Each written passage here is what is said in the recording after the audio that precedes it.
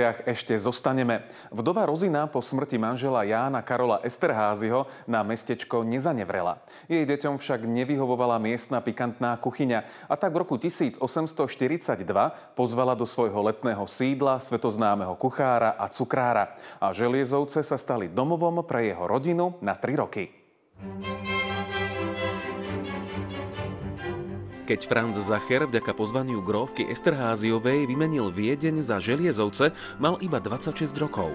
Do Horného Uhorska prišiel už ako uznávaný autor torty, na ktorej si už vtedy pochutnávali tie najvyberanejšie jazyčky. Tá najznámejšia historka je, že tú tortu vymyslel Franz Zacher v roku 1832, mal ešte 16 rokov, pracoval vo Viedni u Metternicha, ale potom o tej torte nevieme nič 30-40 rokov. Najznámejší zákusok súčasnej rakúskej gastronómie sa pokúšajú napodobniť mnohé generácie cukrárov.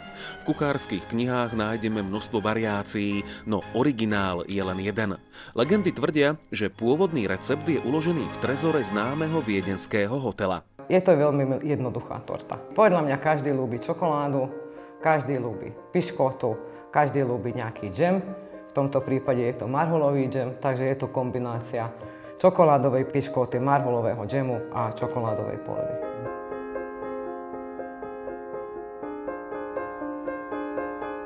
Franz Zacher síce vyváral pre grófsku rodinku v kuchyni situovanej priamo v kaštieli, no býval v susednom dome. V roku 1843 mu tu manželka Rózy porodila syna Eduarda. Po otcovi zdedil cukrársky talent. Bol to aj šikovný podnikateľ, takže Slovensku nikto nemôže zobrať skutočnosť, že svetoznámy hotelier sa narodil práve na našom dnešnom území. Sú to vlastne roky bádania, aj vo Viedni, aj v Budapešti, aj tuto, čo máme Esterházyovský archív. A podarilo sa nám aj stretnúť sa vo Viedni s majiteľmi hotela. Dostali sme od nich dobové predmety, nábytok, stôl, lustre. V Zacherovom dome v Želiezovciach sa o tejto slávnej cukrárskej rodine a ich čokoládovej torte z obdobia Rakúsko-Uhorska dozviete oveľa viac.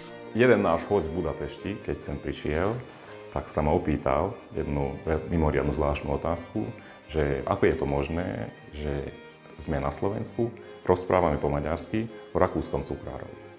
A hovoril som mu, že vítajte v monarchii. Takže naše občianske združenie sa snaží šíriť tú pokojnú atmosféru monarchie medzi aj Slovákmi, Maďarmi, aj Rakúšanmi.